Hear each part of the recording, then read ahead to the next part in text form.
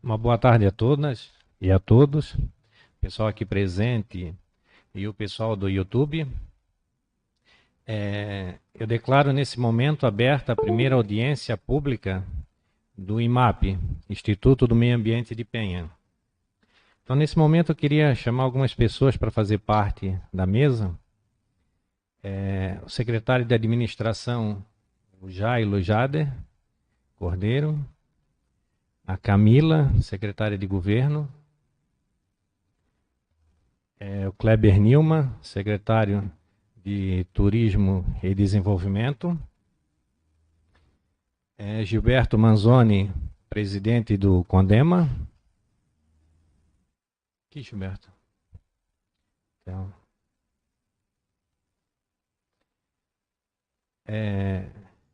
eu queria também chamar o Rafael Reis, que é engenheiro do planejamento e analista.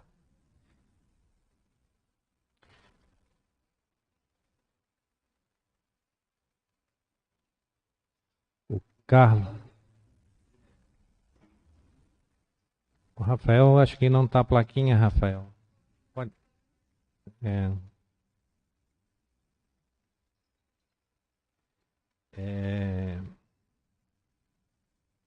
o Carlos Jorge, nosso diretor de Defesa Civil do município de Penha. Também o Ângelo Piazeira, que deve estar chegando aí, é representante do DEL, né? E já vai fazer parte.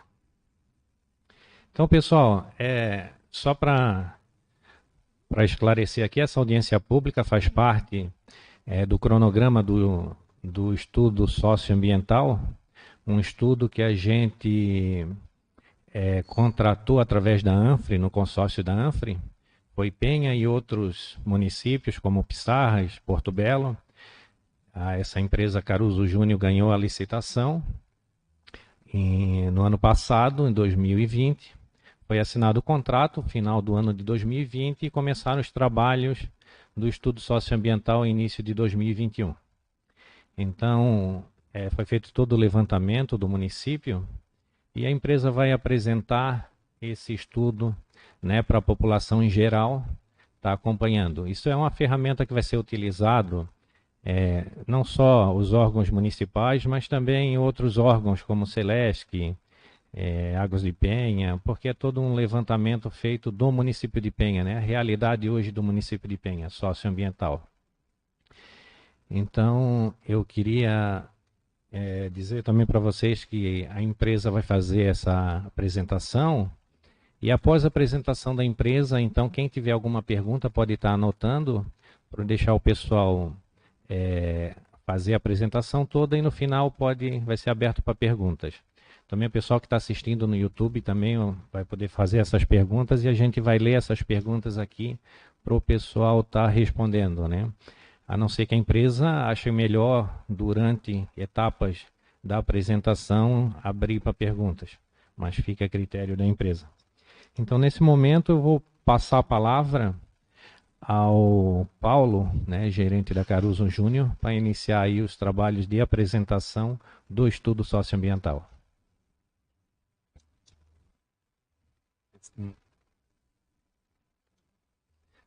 Só antes de iniciar, eu queria chamar o Ângelo Piazeira, representante do DEL, para fazer parte da mesa.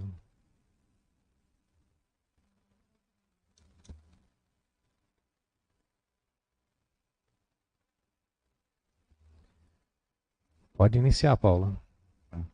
Testando. O som tá saindo legal aí, né?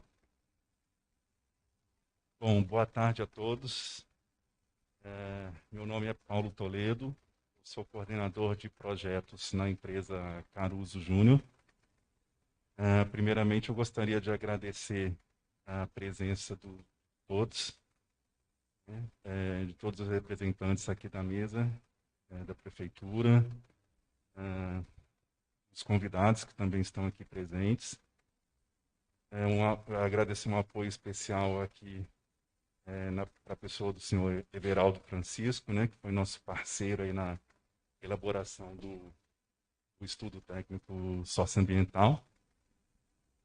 É, então, o nosso objetivo hoje, pode passar o slide, por favor, é apresentar para vocês os resultados, dos resultados do estudo técnico socioambiental, referente à caracterização do município de Penha. Pode passar, por favor. Só uma breve apresentação da nossa empresa. A Caruso é uma empresa que está há 23 anos no mercado. É uma empresa que tem uma equipe multidisciplinar.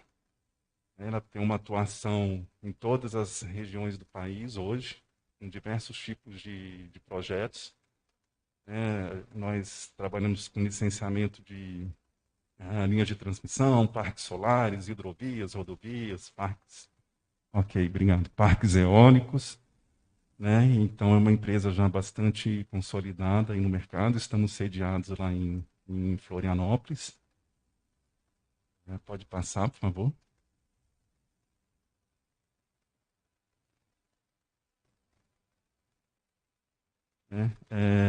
Esse é um quadro da equipe técnica principal responsável pela elaboração do estudo.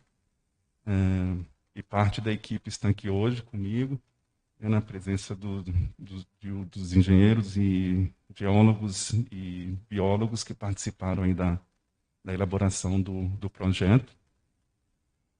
Aqui está somente a parte da equipe principal, né? Outras pessoas também participaram, mas a gente acabou optando por deixar só a equipe principal. Próximo, por favor. Então, o escopo do trabalho ele foi a elaboração do estudo técnico socioambiental do município, e o principal objetivo foi a delimitação dos núcleos urbanos formais e informais que ocupam as áreas de preservação permanente no município, né? Levando-se em consideração a Constituição de 1988 e o Código Florestal.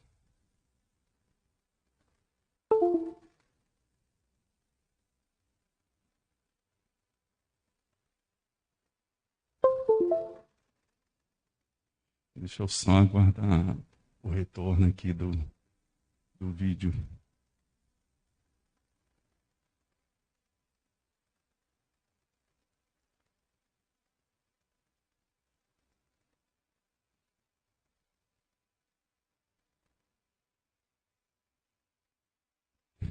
Então, o estudo técnico socioambiental ele foi instituído pela Lei 11.977, né, que dispõe sobre o programa Minha Casa Minha Vida e a regularização fundiária de assentamentos localizados em áreas urbanas. E o presente trabalho também foi orientado por um termo de referência, conforme o Everaldo anunciou antes, né, elaborado pelo consórcio multifinalitário da ANFRE, em parceria com os municípios. E o principal objetivo, então, de um estudo técnico socioambiental é fornecer subsídios para que o poder público, né, tenha informações para tomada de decisão quanto ao processo de regularização fundiária, né? O estudo técnico socioambiental, nessa primeira parte que eu vou apresentar, ele se refere ao diagnóstico ambiental. Esse diagnóstico ele é dividido no meio físico, no meio biótico e no meio antrópico. E para esse caso em específico, a gente tem um componente relacionado com as diretrizes para a regularização ambiental desses imóveis situados nos núcleos urbanos informais e informais. Então, nessa parte, quando nós fomos entrar na parte da minuta de lei, né, estamos acompanhando hoje a doutora Rod, e após a minha apresentação, eu irei passar a palavra para ela fazer as devidas explanações sobre essa parte. Pode passar, por favor. A metodologia de trabalho do estudo técnico socioambiental, proposta no termo de referência, ela é um tanto quanto extensa. Em alguns casos, bastante específica, né, com termos bastante técnicos, e por esse motivo nós optamos por fazer uma apresentação um pouco mais didática, até em função do tempo que nós temos, e, né, não ficar aqui também projetando demasiadamente textos explicando a metodologia.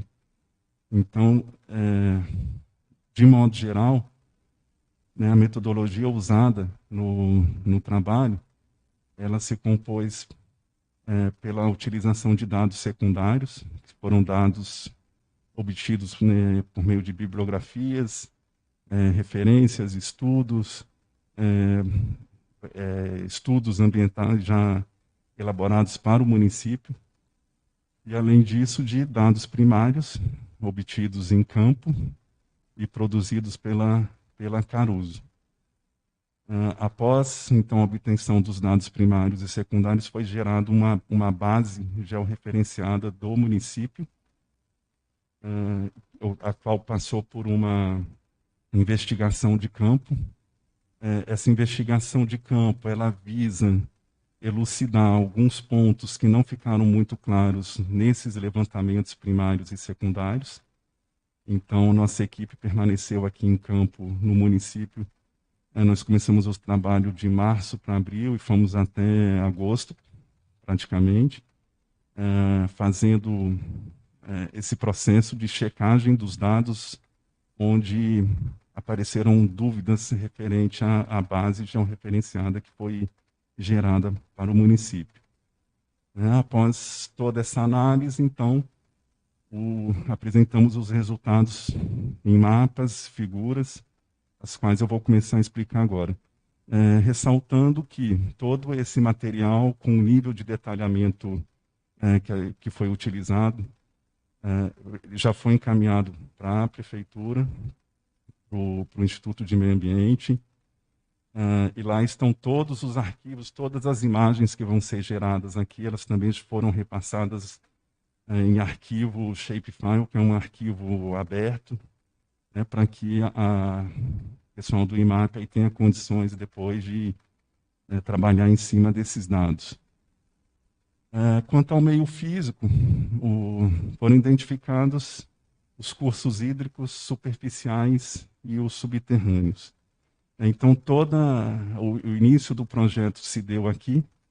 Então, toda a base utilizada aqui foi a que serviu para a continuidade do que a gente vai apresentar. O município ele tem diversas nascentes que são representadas ali com aqueles triângulos. O município está todo inserido na bacia hidrográfica Itajaí-Açu. Pode passar, por favor. Quanto aos recursos hídricos subterrâneos, duas bacias hidroestratigráficas, e segundo o CPRM, dados do CIAGAS de 2021, existem 20 poços cadastrados em PEN.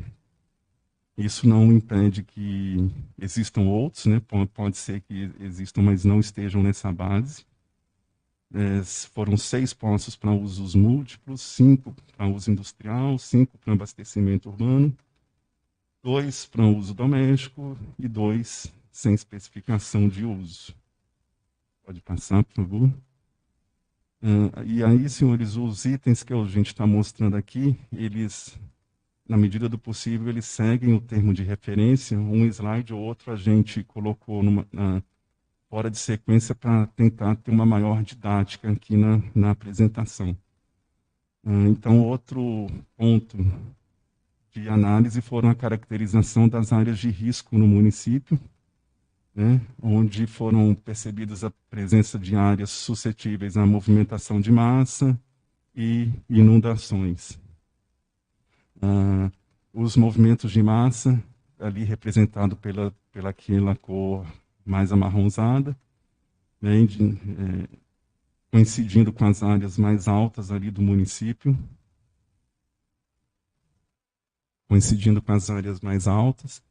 e as zonas suscetíveis a inundações, as partes mais baixas do município, próximos a cursos de água, ali foram percebidos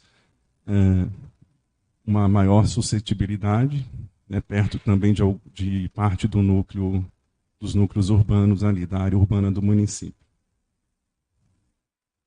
Para o meio biótico, né, aquela metodologia que eu li no início, para cada meio ela vai sofrendo ao longo do trabalho uma leve modificação de acordo com as particularidades, né, de cada estudo, de cada dado.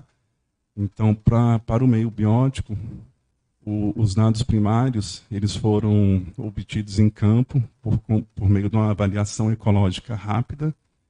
É uma metodologia já consolidada, amplamente consolidada no Brasil para a obtenção desses dados tanto de fauna quanto de flora.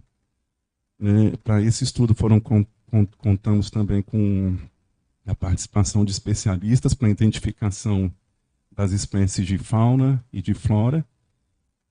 A parte de fauna, ela também teve o componente de buscas ativas no município, ou seja, a nossa equipe se deslocou para cá e fez uma série de buscas em vários ambientes do município, a identificação dessas espécies e de flora no mesmo sentido.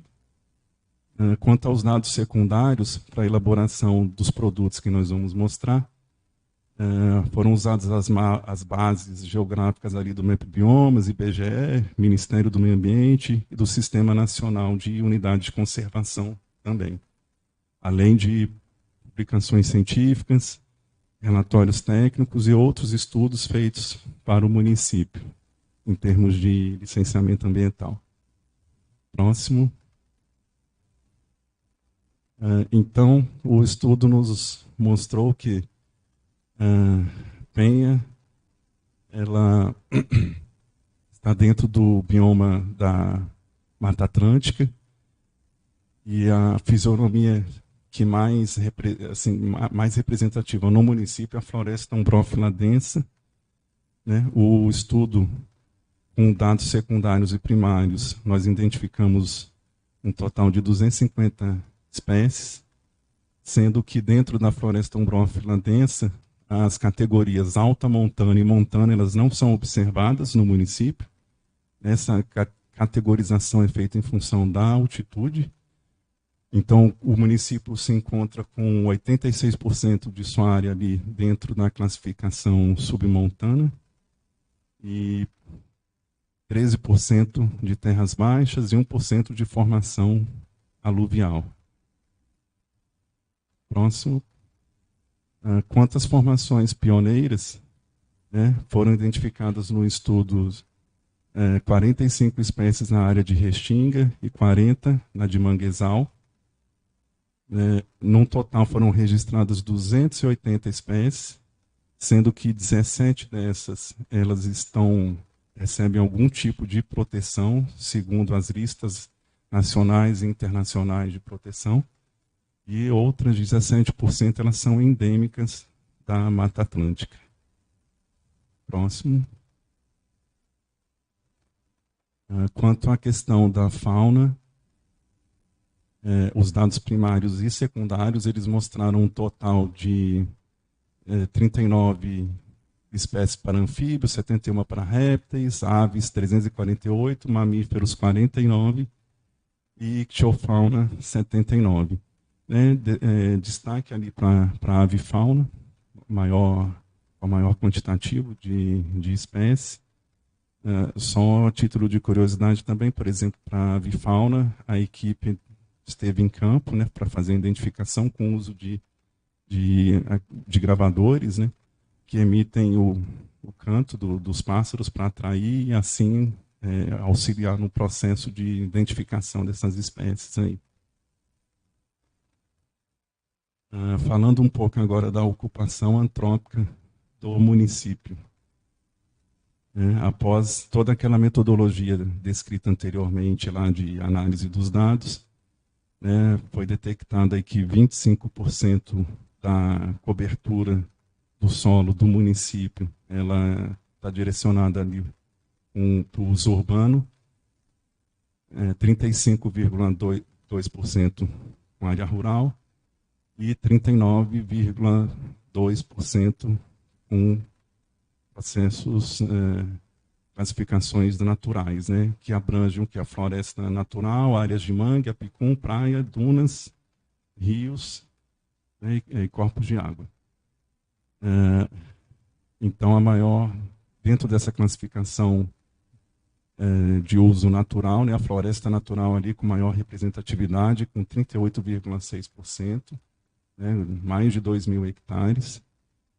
E na área de rural, né, as classificações de floresta plantada, pastagem, agricultura e mosaico de agricultura com pastagem. Próximo, por favor. Essa imagem aí apresentada é mais para a gente exemplificar ali o uso e ocupação do solo no município. Essa base foi a do NEP Biomas, de 2021, com dados de 1989 até 2019, sendo que a área vermelha ali representa a ocupação urbana, né, o avanço da área urbana do município. Nessa área também a gente percebe a existência ali, pegando os dados de 2019, por exemplo, a gente percebe ali a existência de 3 maciços grandes com vegetação ainda no município. Também a redução da área de agricultura nas últimas décadas foi bastante perceptível. E o aumento da atividade de silvicultura, substituindo as florestas naturais. Próximo, por favor. Então, agora já entrando na parte dos dados demográficos do município, como eu falei no início, o termo de referência ele é muito vasto e são uma série de parâmetros que são solicitados e o detalhamento disso tudo está lá no estudo entregue para a prefeitura. Aqui a gente elencou os principais pontos, né? Então, a população ela tem um ritmo elevado de crescimento aí nas últimas décadas. Hoje, a maioria vive na zona urbana, com 91,7% da população na área urbana. Próximo. Essa figura é para demonstrar ali em cinza a delimitação da zona urbana e em amarelo a zona rural, e aquele achurado, o que foi incorporado no último censo do IBGE como área urbana, né, porém são dados de 2010, né, porque de lá para cá o IBGE não lançou mais nenhuma atualização. Próximo. Essa figura é só para demonstrar ali a ocupação, o comportamento da ocupação no município, né, mostrando que ali na parte norte do município, né, uma alta densidade demográfica, quando a gente compara isso com os padrões estaduais e nacionais, uma densidade ali de 427 pessoas por quilômetro quadrado. Próximo. Os espaços protegidos no município, então Penha dispõe de apenas uma unidade de conservação, é o Parque Municipal Ponta da Vigia. Ele tem 16,7 hectares, mais uma zona de amortecimento que envolve a parte aquática ali e terrestre de 183 hectares. Próximo, por favor. E aí entramos nas áreas de preservação permanente. Eu vou falar rapidamente aqui, porque esse tema ele é focado mais à frente, e aí lá eu vou explicar um pouco melhor, mas depois da avaliação dos dados obtidos, né, os dados primários e secundários, Penha totaliza com 557,92 hectares de áreas de preservação permanente, sendo que a maior parte dela, 32,36% ali, está ocupado com campos antrópicos, seguidos da floresta umbrófila densa, em estágio inicial e médio de regeneração, e a área urbana com 78,81% de ocupação ali nas APPs. Esse é só um modelo do produto que foi gerado nas áreas de preservação permanente no município. O TR ele exige umas escalas bastante detalhadas, né, as quais já foram entregues, então são mapas bem grandes, e aí a gente optou por, só aqui com a título de modelo, alguns pontos do município aí, com a delimitação das APPs, né, e ali também tem o uso do solo no entorno dessas áreas de preservação permanente. Próximo, por favor. Aí somente algumas fotos para exemplificar as áreas de ocupação de APP e o uso, né, de algumas ocupações. Próximo. Outro ponto que foi solicitado no termo de referência se refere às áreas potenciais de proteção e recuperação ambiental. Para esses itens foi usada uma metodologia que consiste na adoção de 4 critérios ou parâmetros, né, que são as distâncias a fragmentos e potenciais corredores ecológicos, a distância das APPs, a distância da unidade de conservação e o uso e ocupação do solo. Então, toda a área do município ela foi mapeada e, a partir daí, atribuído esses critérios. Cada critério ele tem um peso e, a partir desses pesos, isso é aplicado uma matriz. Essa matriz ela representa depois para nós em termos de cores no mapa a seguir, por favor. Apresenta esse estilo de mapa. Então, cada parâmetro daquele, né, vai renderizando e proporciona uma imagem desse tipo, indicando as áreas prioritárias para proteção ambiental. Então, volta ali um minutinho, por favor. As áreas em verde ali são as que possuem o maior potencial para proteção ambiental, né? E o mesmo levantamento foi feito para as áreas de recuperação, que é o próximo slide, né? Onde as áreas num tom mais escuro ali são as áreas de maior potencial de recuperação ambiental. Pode passar, por favor. Outro item solicitado no levantamento do trabalho foram os corredores ecológicos. Os corredores ecológicos eles têm a função de unir o remanescente de vegetação existente no município. Então, ali num tom de verde mais claro, está mostrando ali a presença desses corredores. Para isso também foram utilizados 6 parâmetros, aos quais foram atribuídos pesos. Esses pesos geraram o grau de importância ali para cada área dessas que correspondem aos corredores ecológicos, né? Então, eles funcionam como uma ponte ali para a manutenção da biodiversidade, porque acaba ligando os remanescentes florestais que existem no município. Próximo. Agora aqui a gente entra na parte final ali do estudo, o objetivo principal, que seria a delimitação dos núcleos urbanos informais e formais. A metodologia utilizada ela foi baseada no estudo dos setores censitários do IBGE, sobre a densidade demográfica. A partir daí, foram identificados a existência de equipamentos de infraestrutura urbana, ou seja, a área para entrar nessa categoria ela tinha que possuir pelo menos 3 equipamentos de infraestrutura urbana, que são distribuição de água, de esgoto, pavimentação, energia e etc.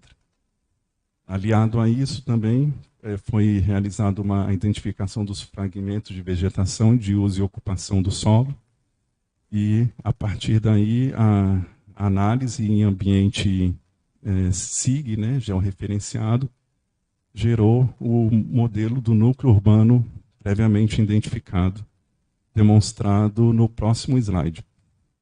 Então, ali numa cor alaranjado, vermelho, né, a delimitação desse núcleo urbano, previamente identificado.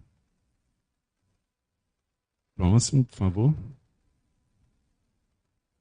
O outro núcleo é o núcleo urbano mediante análise, né, que também seguiu os critérios ali dos setores censitários. Aqui teve uma diferença, porque eles são constituídos pelas áreas do município que não foi categorizada no núcleo anterior, porém com edificações, edificações até 22 de dezembro de 2016, né, que são áreas já caracterizadas assim com uma difícil reversão, com a presença, ali eu não estou vendo, a presença de vias de circulação e de 3 equipamentos também de infraestrutura urbana implantados. Então, após... volta ali um minutinho, por favor. Ah, tá. Não, já falei isso. E aí, então, após a análise e toda a consolidação dessas informações, foi gerado o mapa do núcleo urbano mediante análise. Próximo. Aquela área em roxo. E a especificação a área do território municipal que não constitui o núcleo urbano, né, que, na verdade, ele é a diferença dos outros 2 núcleos apresentados. Então, o que não entrou no núcleo urbano informal e no núcleo urbano mediante análise, ficou categorizado como essa área do território que não constitui núcleo urbano. Próximo. É representada por esse mapa num tom meio alaranjado ali.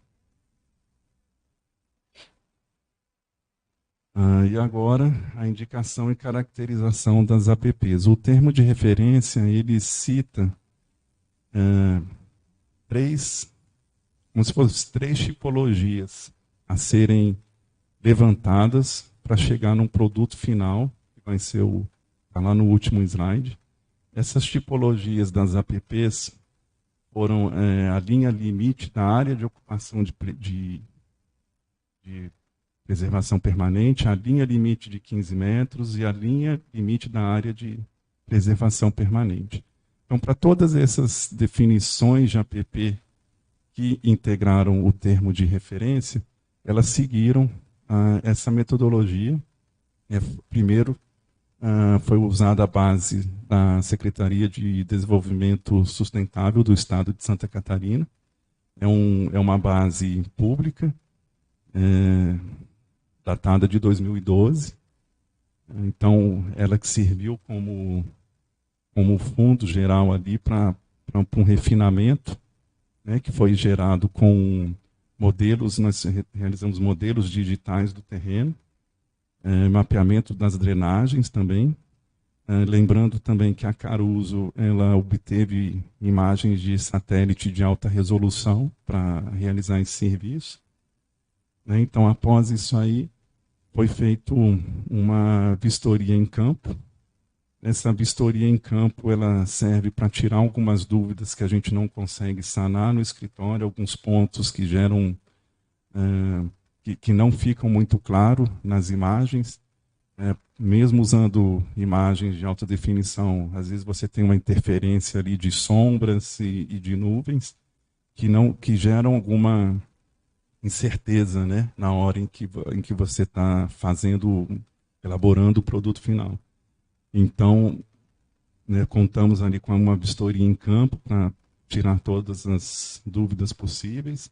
Essa base voltou a ser refinada de novo.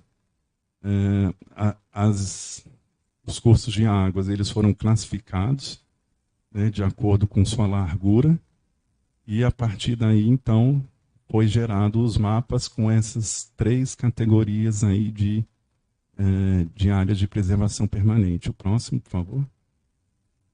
Então, a linha limite da área de preservação permanente, ela foi a primeira a ser elaborada, ela levou em conta o Código Florestal, já com aquela delimitação clássica, né, das larguras das APPs e dos cursos de água e nascentes.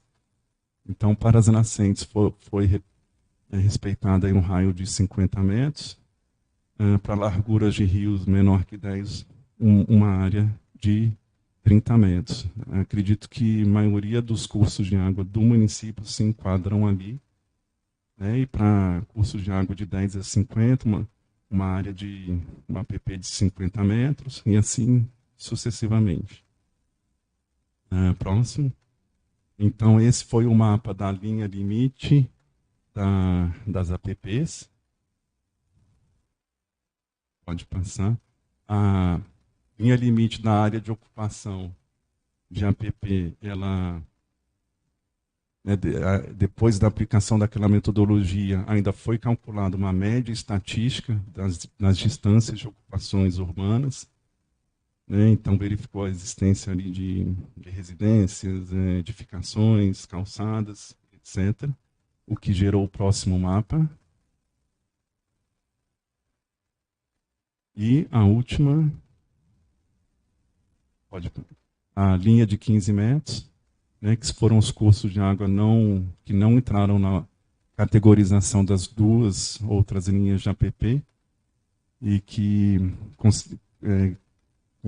cursos de água com até 10 metros de largura, e a partir daí, então, se traçou uma distância de 15 metros na borda da calha do leito regular de cada curso de água. O que gerou esse produto, né? Próximo. E aí todas essas categorizações das APPs, elas serviram para que a gente chegasse no último produto do termo de referência, que é o núcleo urbano informal que ocupa a APP. Então, todas as áreas de preservação permanente foram mapeadas, né? Foi identificada também as áreas ocupadas, e a partir daí se observou onde que essas áreas com edificações e áreas ocupadas, não somente com edificações, né? Para a geração do mapa referente ao núcleo urbano informal que ocupa a APP no município de Penha. O que gerou esse tipo de figura, né? Ali à esquerda a gente tem a identificação de todas as APPs, ali é só uma parte, né, ali do município, e o da direita aqui, ele já apresenta as APPs, mas com um tom avermelhado ali, os núcleos urbanos dentro de APP. Então, só um minutinho. Então, o município ele tem, dentro do uso e ocupação do solo nas APPs, né, 93,95%, que corresponde a uma área aí de quase 44 hectares, com destinação de uso urbano. Então, a apresentação sobre o estudo técnico socioambiental, ela termina aqui com a apresentação dos resultados. E agora eu passo a palavra para a doutora Rod, porque dando sequência ao termo de referência, onde entramos com a parte da proposta de minuta de lei para a regularização dos núcleos urbanos informais. Só um minutinho antes da doutora começar a fazer a explanação dela. Queria dizer também que a gente contratou esse estudo ano passado, justamente em questão desses mapas, né, que o Instituto do Meio Ambiente de Penha ia começar os seus licenciamentos, e a gente não tinha ainda uma ferramenta que seja precisa para a gente fazer os licenciamentos. Então, hoje o mapa SIGA que o IMA utiliza é um mapa de 2012, e ele não traz para nós a realidade, né, da situação. Então, foi usado como base também pela Caruso, mas todas as dúvidas, todas as questões que se o córrego realmente estava naquele local, estava mais à direita ou mais à esquerda, ou tinha ou não tinha essa situação toda, os técnicos da Caruso vieram constantemente aí no município tirar essas dúvidas. Eu várias vezes acompanhei o pessoal, então a gente precisava realmente dessa ferramenta. Além também da questão do REURB, né, que tem essa questão dos 30 metros e 15 metros de distância do rio. O Estatuto das Cidades fala em 15 metros, e aí a lei das florestas, né, do Código Florestal, ele fala em 30 metros. Então teve até uma decisão recente aí no Tribunal Superior, que seria 30 metros em tudo. Porém, isso não abrange também o REURB. O REURB ele é passivo de regularização dentro dos 15 metros. Então, a gente também continuou o nosso foco, né, em 30 e 15 metros. E aí hoje estão apresentando esse resultado aí, que vai ser uma excelente ferramenta para a gente estar utilizando no Instituto do Meio Ambiente, né? Que até queria dar a notícia, né? Vou dar agora, já que eu emendei. No dia 8, agora sexta-feira, a gente foi habilitado pelo CONSEMA, Conselho Estadual do Meio Ambiente, para licenciar pelo município de Penha. Então, todos os licenciamentos e fiscalizações ambientais que eram feitos anteriormente pelo Estado, passou a ser pelo município, né? Passo a palavra. Antes de passar a palavra, quero agradecer a presença também dos vereadores aqui, né? O Júnior Reis, o Ferrão, o Italiano, né? O Lito, o pessoal aí que está aí presente aí e focado aí no município, né? No desenvolvimento do município. Obrigado aí pela presença de vocês. Palavra, doutora. Boa tarde. Nessa coluna aqui acaba... Bom, acho que assim dá para ver, né? Meu nome é Rod, eu sou advogada, sou especializada em Direito Ambiental e Urbanístico. Tenho mestrado nessa área de especialidade. Alguns já me conhecem, que eu fui chefe da Procuradoria do IMA, né? Antiga Fátima. E depois disso fui assessora do governo do Estado, financiado pelo Banco Alemão, para escrever o Código Ambiental de Santa Catarina. E desde então eu venho atuando e assessoro também alguns parlamentares, principalmente estaduais, na confecção de normas ambientais. Eu tive uma participação no ajuste da minuta, que era o intento, e eu estou aqui também para apresentar de uma forma sintética e esclarecer eventuais dúvidas que vocês venham a ter. Eu preciso dizer, antes de mais nada, que o REURB é uma tentativa do Estado, do Estado, em reconhecer e integrar à cidade formal aquelas situações que, ao longo do tempo, elas possuem algum nível de clandestinidade, né? Então, essa clandestinidade pode ser ambiental, pode ser documental, pode ser de padrão urbanístico. É bem verdade que a irregularidade de documentos, você resolve uma boa parte com a obtenção de anuência e pelas várias formas da União, quando o terreno é público, algum tipo de situação em que o poder público consegue regularizar, ou pelo instrumento da uso capião, ou pelo instrumento da extremação. Ou seja, a gente tem sem precisar fazer um grande esforço. O grande problema é o tal do danado, da irregularidade ambiental, né? Que o sujeito fica numa situação de vulnerabilidade. Ele não sabe se investe, se ele está assegurado o direito de permanecer.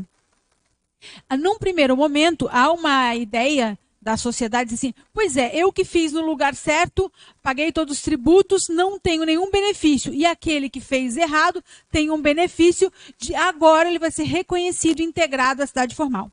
O que eu posso dizer para vocês é que o REURB, assim como tantas normas que envolvem o chamado perdão, está calcado no direito natural, que é o direito ao esquecimento, né?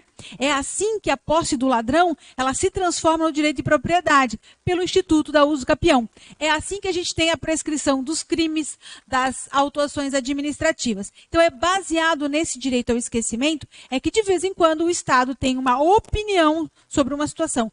Qual é o objetivo? não é passar a mão na cabeça nem estimular condutas irregulares. O objetivo é pacificação social. O grande objetivo do direito no mundo é pacificação social. É só para vocês terem isso em mente. Porque se a gente pegar a régua moral, a gente vai levar o país a uma guerra e a gente não resolve problemas reais. A gente só leva o problema de geração para outra geração. E a nossa Constituição ela é muito clara. O objetivo do direito é pacificar. Na prática, o que a sociedade ganha com o REURB, a coletividade, e eu falo especialmente daqueles que cumpriram com a regra ambiental, é quando você traz uma pessoa para regularidade, primeiro, você evita a chamada cultura do puxadinho, né? Ah, já que isso aqui não pode, eu vou fazer de qualquer jeito. E um outro aspecto muito danoso para a sociedade é que a construção irregular não paga tributo. Aí quem faz de qualquer jeito extremamente agressivo. Então, afinal, a irregularidade se torna danosa, inclusive diante do pagador de imposto que fez a sua obra irregular. Obrigada. Que fez a sua obra regular. Então, o REURB ele vem para integrar, acolher uma situação real que, por N motivos sociais, econômicos, culturais, ensejou um comportamento irregular. Então, só para deixar claro que a gente não usa, né, a legislação não usa, né, a régua moral para definir REURB. Ela usa uma régua de pacificação social e de inclusão de situações consolidadas por N fatores que ensejaram aquela medida. Tá? Segunda questão, o município pode não aplicar o REURB? Não. Por quê? Por uma regra de competência constitucional. Quem define as regras e diretrizes no âmbito de matéria ambiental é a União Federal. Compete aos Estados-membros e os municípios cumprir e fazer cumpri-las. No âmbito dos estados, eles ainda têm a liberdade de fazer um detalhamento e, na omissão da União, de suplementar a norma. Agora, no âmbito municipal, a competência fica muito adstrita àquilo que é de interesse local. Então, o ente federado, o município, não poderá dizer assim, olha, o promotor da minha comarca não gosta de REURB, ou uma autoridade X não gosta de REURB. Essa possibilidade ela não existe. O REURB é um direito da cidade, é um direito do cidadão de usufruir do REURB. E mais, gente, é um dever. Porque em Florianópolis, por exemplo, uma considerável não quer participar do REURB. Por quê? Porque vai encarecer, porque o sujeito vai ter que vir para a regularidade. Isso significa que o IPTU já vai ser lançado de acordo com a nova situação.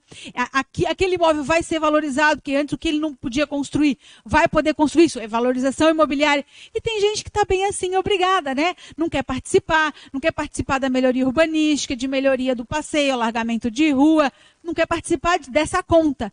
E tem que participar, porque ao mesmo tempo é um direito do cidadão e um dever do cidadão de estar dentro da regularidade urbanística, ambiental e fundiária, certo? Então é só para a gente deixar claro que não é assim, faz quem quer, faz se der. Não, é um direito. Por quê? Porque a sociedade sim tem o direito de ter uma cidade regular, funcionando para todos, né? Todos querem saúde, todos querem educação, que o caminhão do lixo passe, que o bombeiro passe, que tem energia elétrica, que tem esgoto. Para isso precisa participar da cidade, tá? Não é só nos bônus, é no ônus também. Então, se vocês me disserem, então tem muita coisa para o município escrever do REURB para funcionar? Não. O REURB é, do ponto de vista executivo, essencialmente comandado pelo município, pelo poder executivo. Eu diria o seguinte, o grande empoderado no REURB é o chefe do executivo. É ali que a coisa vai acontecer. E onde entram as câmaras de vereadores? Para apoiar aquelas lacunas, naqueles elementos que são faltantes para fazer o sistema funcionar. Mas não é para inventar a roda, gente. Por quê? Porque aquilo que a União já disse não é nem para copiar, inclusive por inconstitucionalidade. Ou seja, os municípios têm uma competência de como é que a gente operacionaliza aquilo que já está na lei federal. E não vamos copiar e dar uma melhoradinha na lei federal. Isso é inconstitucional, isso não cabe. Então a tarefa do município é, a lei está posta, é assim que ela funciona. O que está faltando a gente decidir? E foi aí que eu trabalhei a minuta. Então, assim, não tem muita coisa do ponto de vista legislativo para fazer. Mas o que tem para fazer é muito importante. Por quê? Porque dá salvaguarda para que o executivo possa funcionar, né? Então, por exemplo, o que é considerado REURB de interesse social? Na lei federal, ela diz para fins da União, e na falta de critério, é aquela situação de famílias com até 3 salários mínimos. Porém, compete ao município definir. Está aí um elemento que o município tem que decidir, certo? É essencial, porque a hora que os técnicos forem fazer o REURB, eles dizem, e aí, como é que a gente faz isso? Né? Então, assim, são essas coisas, não é muita coisa, são poucas e boas coisas que os municípios têm que fazer para o REURB funcionar. Tá? Só para vocês entenderem. Então, você fala, uma minuta é muito enxuta, muito pequenininha. Olha, lei demais atrapalha. Algumas vezes, para fazer o município funcionar, na minha experiência de mais de 20 anos, se a gente pudesse cortar boa parte das leis inúteis e que não servem para nada e que só causam confusão, a gente faria um bem enorme ao interesse público. Né? Então, a gente precisa ter poucas e boas normas jurídicas que funcionem. Então, assim, o que é o texto da minuta que eu estou sugerindo aos municípios? Ela dispõe sobre a delimitação dos núcleos urbanos informais previamente identificados. O que significa isso? A lei trabalha com a ideia de um mapa em que o estudo da Caruso identificou que já existe um núcleo urbano informal, então não precisa mais discutir se aqueles núcleos vão participar do REURB. O município já sai de cara dizendo assim, ok, aqui cabe REURB. Sim, mas vamos supor que a Caruso esqueceu, vamos supor que o estudo, alguma coisa aconteceu e não foi incluído alguém. Pode incluir no REURB? Pode. E a lei também traz os elementos para isso. Esses aqui são os núcleos que não se discute, ou seja, o executivo vai poder se debruçar sobre essa matéria porque já está previamente definido que faz parte do REURB. Por que isso é bom? Né? É bom porque as pessoas que estão dentro desse núcleo, elas já sabem, por exemplo, quando elas vão se defender numa ação civil pública, que elas vão ser objeto de REURB. Então vamos supor, chega o promotor e diz, olha, você vai ter que demolir a sua edificação. Ele diz, olha, eu vou participar de um REURB. E se eu preencher os requisitos do REURB, eu não poderei ter a minha edificação demolida. E qual é a consequência jurídica? Vão ter que esperar na ação civil pública o desfecho do REURB. Suponhamos que o sujeito falou, mas eu não quero esse REURB, não quero pagar a conta, né? Vamos supor que não seja de interesse social. Não quero pagar a conta de melhorar o passeio, eu não quero pagar nada.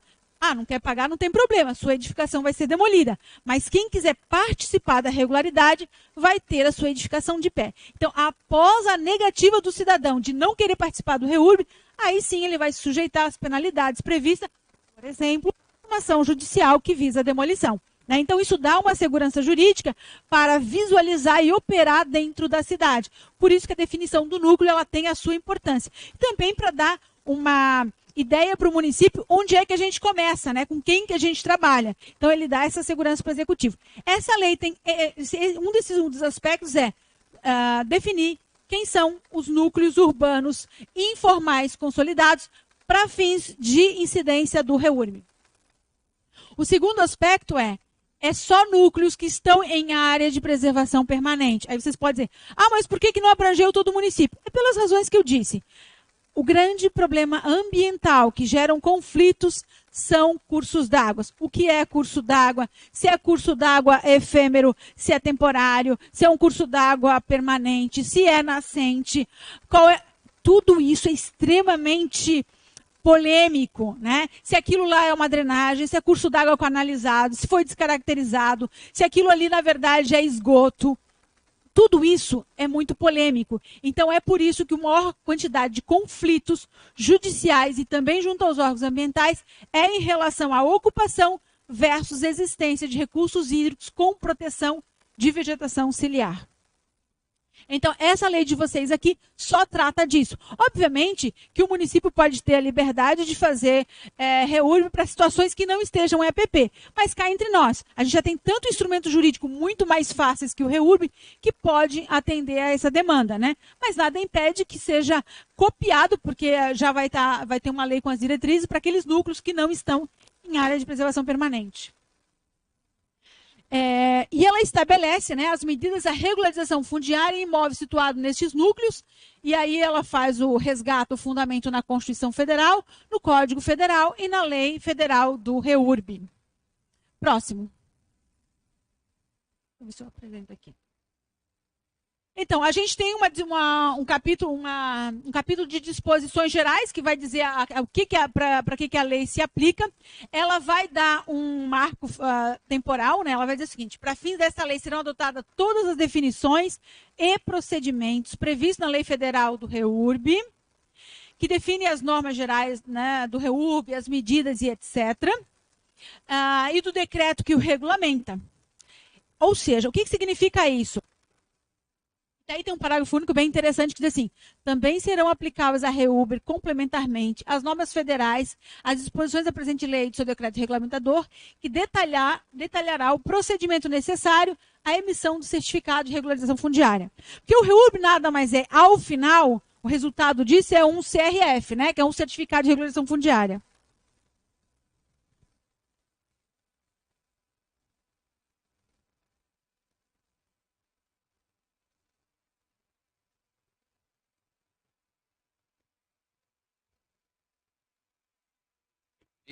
Boa tarde. Nós já temos no município, a gente estava conversando com o procurador aqui, um programa que, a lei nossa, que institui o programa de regularização fundiária no município de Penha. A exemplo do que a legislação federal regulamenta, nós já regulamentamos no município de Penha, já andamos com o processo, já existe um processo em andamento. A ementa está diferente do que a propositura, eu não sei se foi vislumbrado a nossa legislação, de repente, para poder atualizar no sentido ambiental, né, que nós não vislumbramos esse caminho ambiental quando formalizamos a legislação. Não sei se foi vislumbrado pela equipe da Caruso, se foi visto que nós já temos essa legislação e se poderíamos, de repente, atualizar a nossa legislação junto com a propositura da empresa, da assessoria. Vocês podem fazer tudo. Então, assim, mas a atualização... se foi vislumbrado que nós já temos... Não. O que foi solicitado no TR foi: queremos uma norma do tipo lei para responder uma demanda específica de REURB em APP. Seria o REURB ambiental que nós não vislumbramos. Isso. O que pressupõe que o município gostaria, ou fez, ou faria, uma outra norma para REURB fora da APP. Foi isso que a gente interpretou. É o que a gente tem. De repente, poderia fazer um compilado para utilizar a mesma legislação, para não ficar um emaranhado de legislação sobre o mesmo tema. Sim. Até porque o REURB mais complicado é a APP, porque ela exige um estudo ambiental. As outras são muito mais simples. Muito mais simples. Porque a outra irregularidade qual é? É o fato de estar em área pública, né? Você não consegue ir no cartório e resolver por uso capião. E isso depende do ente público. Se for o Estado, ele vai ter que fazer uma lei, desafetar. É isso que ele vai ter que fazer, né? Aí, por isso que o REURB é importante, porque ela não precisa passar por esse processo legislativo. União, idem, e município, idem. E outra irregularidade é a urbanística, que, em geral, os municípios resolvem com uma lei de regularização dizendo: olha, paga uma multa X, obedece critério Y e você se regulariza urbanisticamente. Não precisa de REURB, certo? Então, assim, para aquilo que não é ambiental, você tem muitos remédios que não só o REURB, né? Agora, é possível, porque o mais complicado é o ambiental. Porque precisa de estudo, é o mais polêmico, né? É o mais, entre aspas, perigoso, porque se você autoriza alguém a ficar numa área suscetível e depois o sujeito sofre danos, vai se queixar para o município, né? Então, tem que ter um pouco mais de cuidado, certo? Obrigado. O que a gente fez nesse dispositivo do artigo 2º? Não vamos inventar a roda. Todas as normas pertinentes ao assunto são imediatamente aplicáveis e nós só vamos preencher as lacunas daquilo que interessa para o município operacionalizar o REURB. Próximo.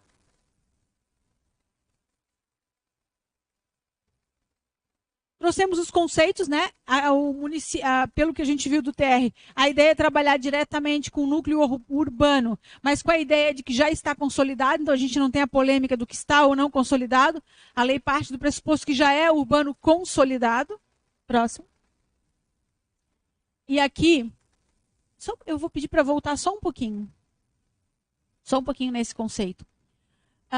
Ele diz o seguinte, que esses núcleos previamente identificados, eles são aqueles núcleos formados até maio de 2012, e eu alerto vocês que a tese é a tese do MP, ou 22 de dezembro de 2016, que são outras teses que existem. A gente fez uma sugestão de maio de 2012, porque é uma tese com menos polêmica. Isso não impede que vocês adotem uma tese mais polêmica. Por quê? Porque não existe nada de 100%. O direito não é matemática. E até a matemática tem dúvida, né? Então, o direito admite tese. A gente fez a mais conservadora, mas vocês podem fazer a opção de outra data. Compreendendo uma área do território indicado no mapa, constante no anexo, parte integrante da lei, independente de transcrição, com qualquer uso urbano, isso é importante, tá? Tem município dizendo que é só uso residencial, isso é um erro, porque as cidades, elas não têm uso só de residência, elas têm vários usos, né? Industriais, serviços, comerciais, lazer, então tem que incorporar tudo, porque tudo isso, ao final, são serviços gerados para a cidade. E, obviamente, com ou sem registro junto ao cartório, tinha uma... Isso aqui é só para deixar claro, porque também eu vi lei dizendo assim, só cabe REURB se não tem papelada, né? Se não tem matrícula. Bobagem, é qualquer tipo de irregularidade. Inclusive, quem fez edificação num lote decorrente do parcelamento regular do solo, porém tem uma situação de irregularidade ambiental. Tá?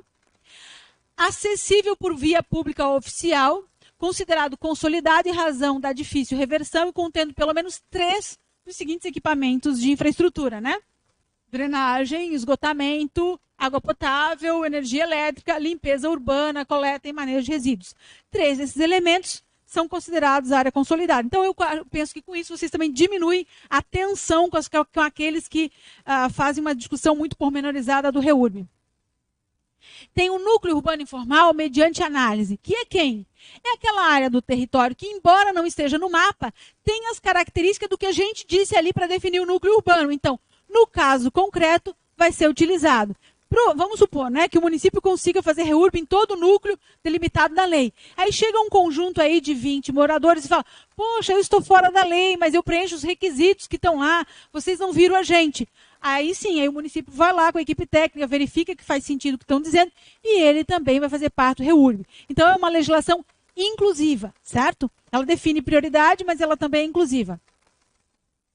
E mesmo que delimitados no anexo... pode passar mais um pouquinho? Mesmo que esteja dentro daquele anexo dizendo que é um núcleo ambiental, um núcleo informal, ela não vai poder ser assim considerado quando? Se elas foram consolidadas até 18 de julho de 89. Por que tirar o povo antes dessa data? Porque antes dessa data a gente tinha uma discussão de que não se aplicava o Código Florestal. Então essas pessoas não precisam nem fazer REURB. Elas precisam ser reconhecidas que elas não fazem parte do REURB, porque elas nem precisam fazer. O município já pode considerá-las regular desde sempre. Isso a gente extraiu da onde? Da própria cartilha do Ministério Público Federal, que assim considera, de que a prioridade é a irregularidade gerada dos núcleos após 89. Claro, essa é uma decisão do município. O município vai dizer, mas isso dá muito trabalho para a gente, vamos considerar tudo REURB. Tudo bem, mas é só para vocês saberem que não precisa também ser todo tipo de data. Né? Até 89 a gente não tinha, não estava claro no país a aplicação ou não do Código Florestal. O segundo aspecto, próximo de cursos d'água, desprovidos de qualquer função ambiental, previstos no Código Florestal, já incorporado ao sistema de drenagem do município e canalizados com impermeabilização de fundos e laterais e tubulados. É a mesma coisa. Quem está perto de curso d'água que não tem mais função ecológica, que é considerado irreversível, já faz parte da drenagem do município, não tem razão fazer o REURB. Basta que o município considere aquele trecho uma drenagem e aquela população que está ali não precisa. É bem verdade que se o município tem um sistema de drenagem, ele vai perceber de que ele tem os critérios dele. Olha, na drenagem do município eu quero um afastamento de 10 metros porque eu preciso entrar com a máquina. Ou eu preciso dessa condição. Aí é uma questão de drenagem, não é uma questão ambiental. Certo? Assim como você não pode construir embaixo da linha de tensão de energia, que não é uma questão ambiental, é uma demanda técnica, isso também serve para o esgoto, você não pode fazer certas atividades, e assim vai. Por uma demanda técnica, pode ter restrição de uso no imóvel, mas não por uma questão ambiental. Então, isso também é muito importante, tá? Se faz parte da drenagem do município, da microdrenagem urbana, já foi incorporado, não tem função ambiental, não tem por que obrigar as pessoas a submeterem um REURB. Eles estão excluídos da necessidade, porque eles já estão, por si só, considerados regulares. E próximo de curso d'água, efêmeros ou inexistente em razão de desvio do seu leito de modo irreversível. A mesma coisa. Existia um rio, foi desviado, o Código Ambiental deixa isso muito claro. quando o rio deixa de existir, não tem mais área de preservação permanente, ou se ele é efêmero, ou seja, ele não tem a proteção jurídica do Código Florestal. Também não precisa submeter o REURB, porque eles estão já regulares. O REURB não é para regularizar o regular, é para regularizar o que está clandestino, irregular, né? No âmbito de aplicação da lei, o procedimento do REURB não se aplicará às edificações em conflito com a lei do REURB, obviamente, né? Vocês não vão inventar o REURB de Penha, né? O REURB tem que estar dentro dos requisitos da lei federal.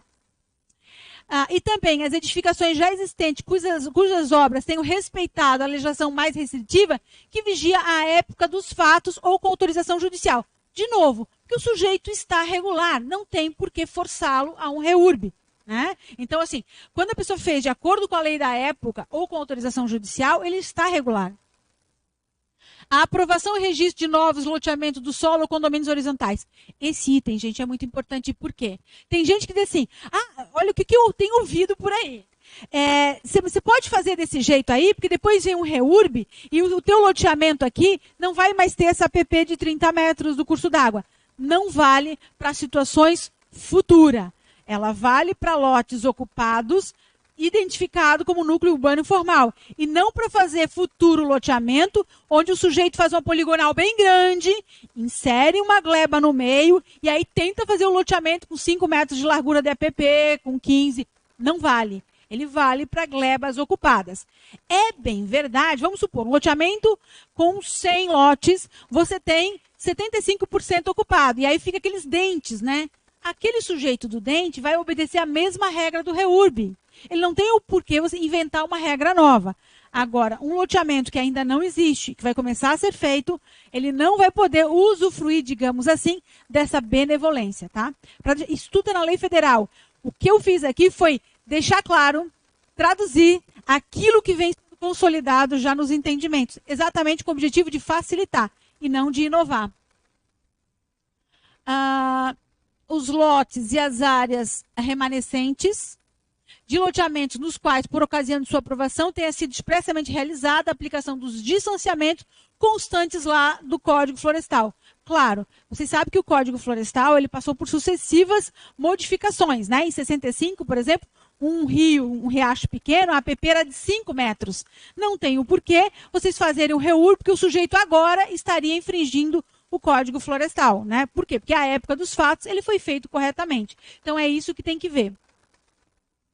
As edificações mencionadas, né, no inciso primeiro serão consideradas regularizadas quanto ao afastamento de curso d'água natural, independentemente da adoção do procedimento previsto nesta lei. Próximo. E será admitida sua reforma, desde que não implique ampliação horizontal da área construída sobre a área de preservação permanente. O que significa? Aquele sujeito que em 1900 alguma coisa fez de acordo com a lei a 5 metros do rio. Agora, ele estaria irregular, mas quando ele fez, ele estava correto. Ele pode ampliar? Infelizmente não pode. Mas ele pode ampliar para cima? Pode. Por quê? Porque o que a lei ela visa a proteger é a área de impermeabilização e não a verticalização, tá? Eu sei que também é um debate no município, mas nada obsta que uma casa pequena vire um prédio comprido, desde que ela não afete a área a área que já foi, a área que não está impermeabilizada. Para comprovação do que se está falando, né, a pessoa pode usar imagem de satélite, planta ou qualquer outro meio de prova que seja consistente em direito admitido. Claro, tudo isso é exceção, né, gente? A regra você já tem. São aqueles núcleos previamente identificados e que isso está claro. Eu imagino que essas exceções elas vão ser usadas depois de alguns anos em que o REURB já se consolidou como prática, uns 80% do território, e vai ficar aquelas beiradas, aquelas exceções.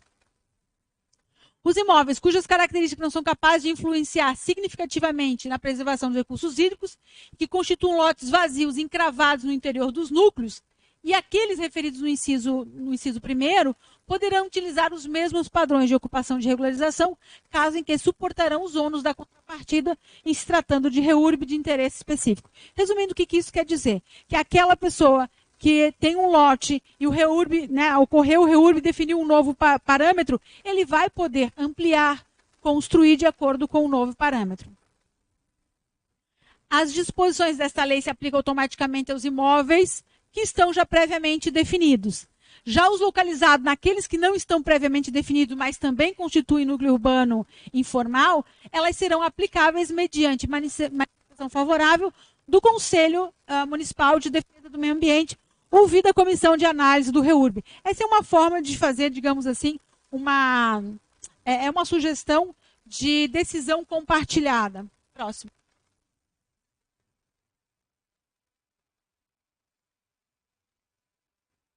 Outro aspecto importante, que isso aí também é interpretativo, mas ele ajuda a equipe do município. Não existe REURB de uma casa só. O REURB é núcleo, o REURB é coletivo, certo? Uma única casa, sozinha, num espaço que não é núcleo urbano informal consolidado, não vai poder usufruir do REURB. Aí tem que ver qual é o instrumento jurídico que a pessoa pode utilizar. Mas ele não se presta a isso, é medida coletiva. Não é medida individual. Medida individual, por exemplo, é uso capião. Sim, ele serve para fazer regularização fundiária de uma única pessoa. REURB não é, tá? Medidas ambientais. A emissão do certificado está condicionada previamente ao pagamento da medida compensatória fixada no termo de compromisso, no caso de REURB-E. Por quê? Existe dois tipos de REURB, né? Interesse específico e interesse social. Interesse social, ele se destina a abranger pessoas pobres. E o pobre pode ser definido, na lei federal ele está assim, quem ganha até a renda familiar de 3 salários mínimos. E acima disso, é o que a gente fala, é o não pobre, né? Jurídico, né? Acima de 3 salários mínimos. E a pessoa tem sim que contribuir com uma medida compensatória previamente. A regularização sanitária, mediante a implantação e manutenção do sistema local de tratamento de esgoto ou ligação à rede. Nada mais justo, né? Fazer o REURB e o sujeito continuar poluindo os recursos naturais. Tu consegues ver um pouquinho de água? Desculpa, mas é uma necessidade.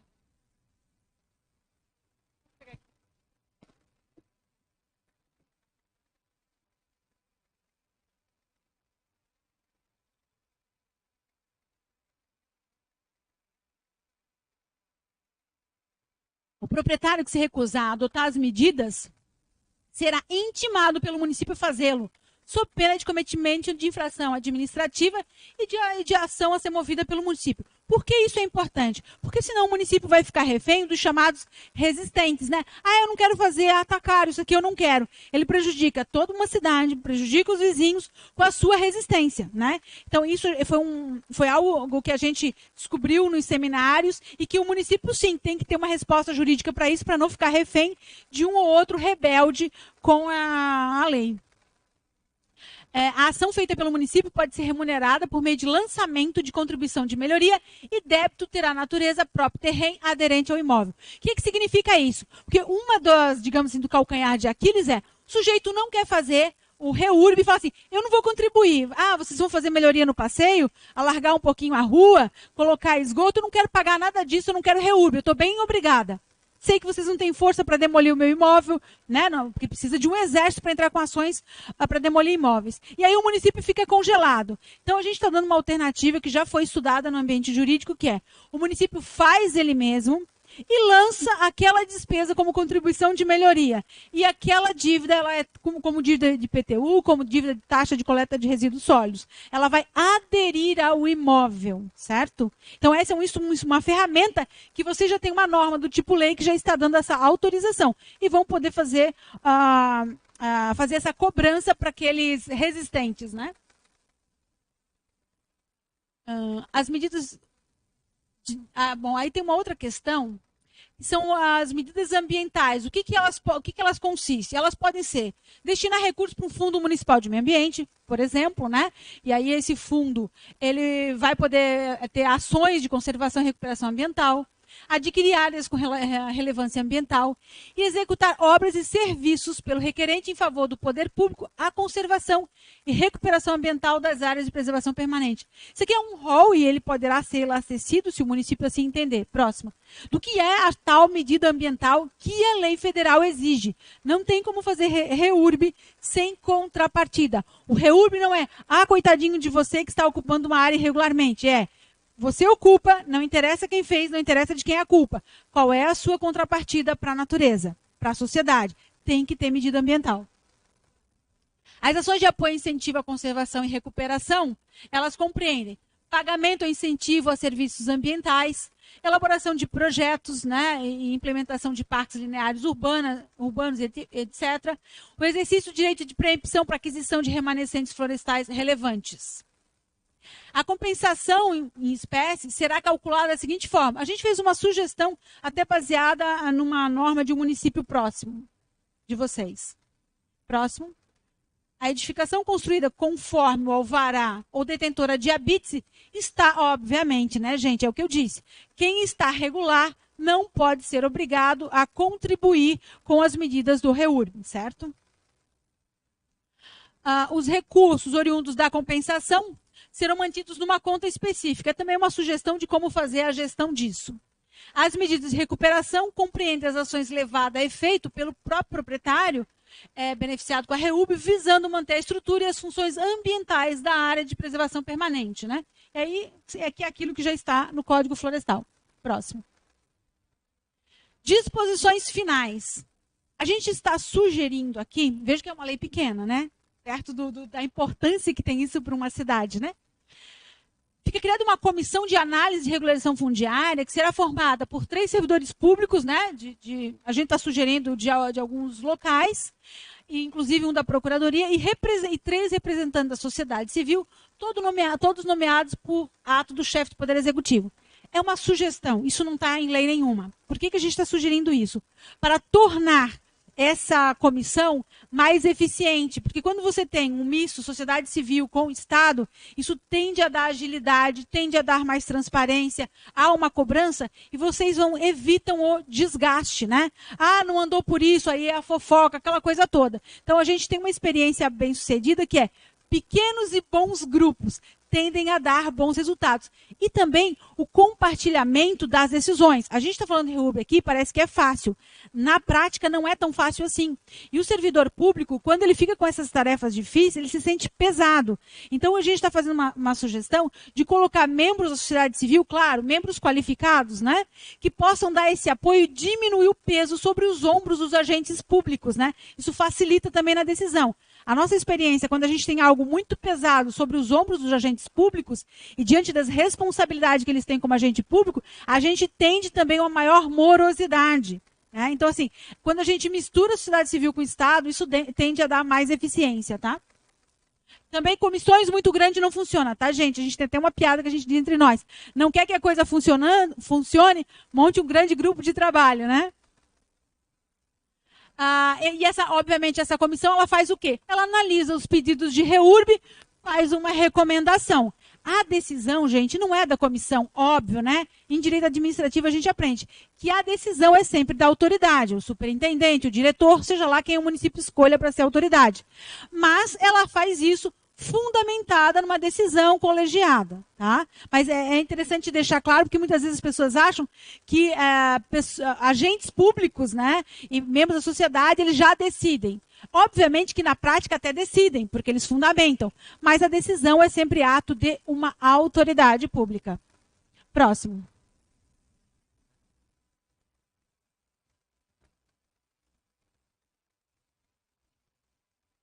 Sim, aí obviamente, né, a gente está sugerindo como é que o CARF já poderia solicitar apoio de outros órgãos, evidentemente.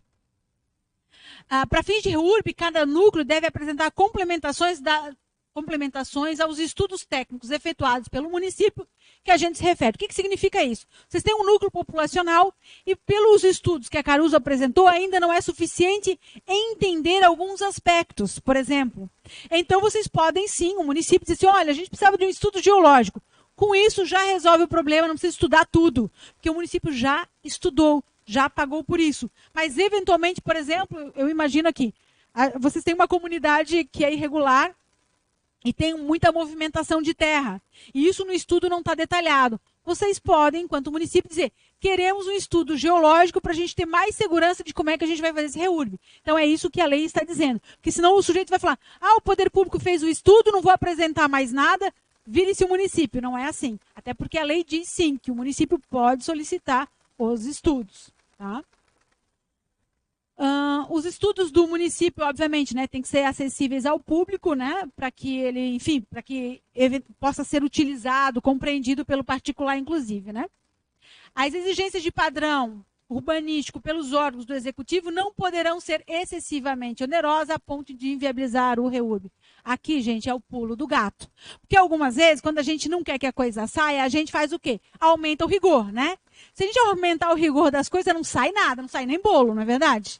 Então é isso que tem que cuidar. Por isso que a gente colocou uma cláusula ali de razoabilidade. Porque muitas vezes quando as pessoas se sentem, eu já fui servidora pública, né? Teve um período que o pessoal do setor técnico estava se sentindo muito pressionado pela comunidade, numa supressão vegetação. Eu falei: doutor, é o seguinte, o empresário está 100% certo, mas nós estamos morrendo de medo da licença. A senhora tem alguma ideia de como é que a gente faz para barrar? Entende? É isso. Então isso precisa ficar claro também, né? Por isso que a gente está fazendo uma engenharia jurídica de modo a dividir responsabilidade, dividir o peso das coisas, né? Acho que tem que ter esse bom senso. E a lei traz isso. Não dá para inventar a moda. Se você fala: eu te dou reúrbio, mas eu quero que você compre aí 200 hectares de área e o custo disso sai 50 mil por lote. É viável? Tem que ser um bairro chique, porque de repente isso pode inviabilizar. Né? É isso que a gente tem que ver. Não pode inviabilizar. Para fins de enquadramento na modalidade de interesse social, eu estou sugerindo aqui uma renda mensal de até 5 salários mínimos. Aí também, senhores, vai da sensibilidade de vocês e avaliação socioeconômica que vocês fazem do município, tá? Nossa experiência em Florianópolis, que 3 salários mínimos não dá para viver decentemente uma família lá. Eles não têm dinheiro para pagar a conta. Um dos problemas do reúrbio lá é que a gente teve uma situação em que uma parte do pessoal ganhava um pouco a mais de 3 salários mínimos. E eram pessoas notoriamente pobres. E aí o reúrbio não sai. Porque eles têm que pagar estudo, eles vão ter que pagar tudo e eles não têm esse dinheiro. Se pedir para eles tirarem meio salário mínimo mensal deles, eles não conseguem fechar a conta. Então, é a sensibilidade que eu digo que vocês precisam ter. Estou sugerindo 5 salários mínimos. Não é que eu estou dizendo que o Estado é rico e que tem que pagar a conta. Não é isso. É essa sensibilidade de vocês. Talvez empenha 3 salários mínimos seja bom para definir quem é pobre ou não, tá? O Poder Executivo elaborará no prazo de 180 dias a carta de inundação do município para fins de análise de risco dos pedidos de reúrbio. Isso que vocês têm que avaliar também, se é algo muito importante para vocês. A priori, a gente viu que seria importante ter isso na mão, né, para dar mais segurança na hora de fazer o reúrbio.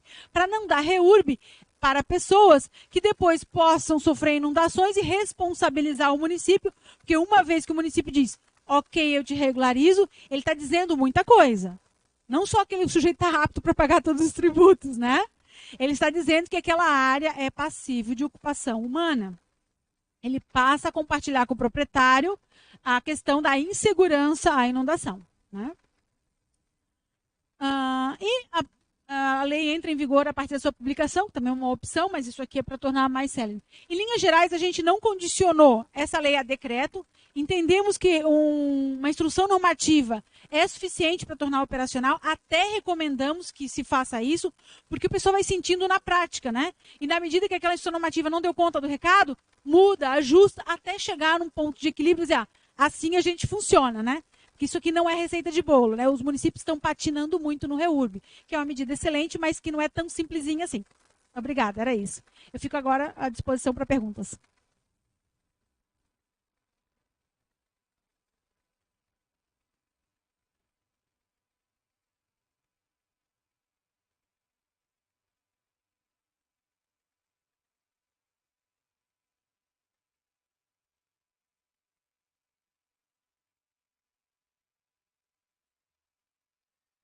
Não, tá aberto para perguntas, Quem quiser fazer pergunta pode estar. Eu só queria saber da Caruso se já finalizou a parte, né, do estudo e já para poder já fazer pergunta geral, né? Aperta uma vez. Sim, da nossa parte foi finalizado. Então tá bom, então tá aberto para perguntas, já pode começar o Gilberto Manzoni, né, que se manifestou. Gilberto Manzoni. E sempre que fazer a pergunta, se falar o nome e qual é a instituição ou se é pessoa física, né? Gilberto Manzoni, trabalho na Univale aqui, mas represento o Fundema também. Só uma curiosidade, eu não sei se estava no termo de referência, né?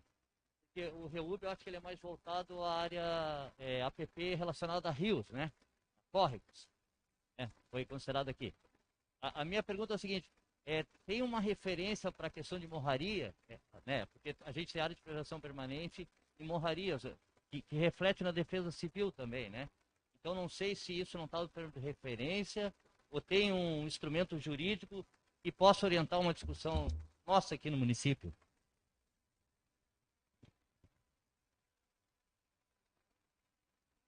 Não estava no termo de referência. Eu também fiz a mesma pergunta que você. Eu imagino que esse seja o maior calcanhar de Aquiles, recursos hídricos. Mas, de fato, né, a gente tem várias situações de APP. A gente tem morro, a gente tem vegetação limítrofe, né, com manguezal, com duna. A gente tem declividade, né, 45 graus, e até mesmo aquelas de 30% que não poderia ter supressão de vegetação. Ou seja, tem várias possibilidades, né? E até mesmo no interior de unidade de conservação, a gente tem várias situações. Mas no termo de referência, a escolha foi exclusivamente por recursos hídricos.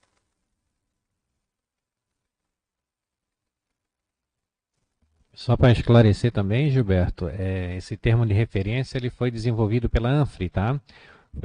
Foi feito um termo referência para os municípios da região da ANFRE. Eu acho assim, a ANFRE um grande caminho, sabe? Eu sou bastante orgulhoso porque eu trabalho... Alô? Eu trabalho ali em Fora da Maricultura da ANFRE também, eu acho que esse caminho da ANFRE é fundamental para os municípios da Foz, né? Mas aí talvez num outro momento, Bodo, pelo IMAP, a gente trabalhar na questão das morrarias também, né? Eu acho que é necessário um outro termo de referência, né? Assim, para nós avançar nisso, né? Eu acho que a parte de córregos está bem esclarecida mesmo, está bem subsidiada. Mas aí eu trago uma discussão mais a nossa interna no município e também talvez levar para a ANFRE, né? Para a gente ver essa questão de ocupação e morraria, para ter um norte legal também. Obrigado.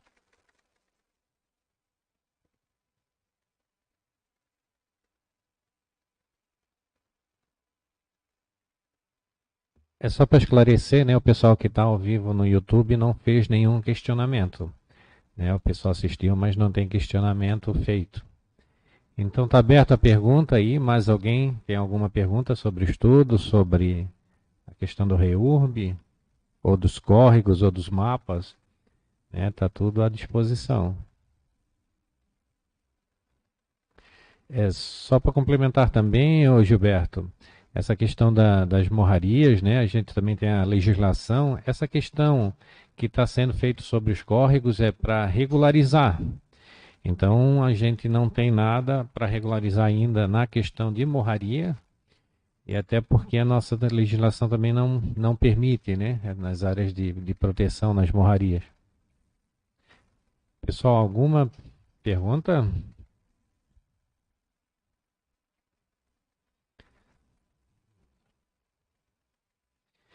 Pessoal, nada mais havendo, declaro encerrada a primeira audiência pública feito pelo Instituto do Meio Ambiente, IMAP. Agradeço a presença de todos, a empresa Caruso pela participação, a todo o pessoal que está aqui presente, ao pessoal do YouTube. Agradeço a presença de todos os vereadores e declaro encerrada a nossa audiência pública.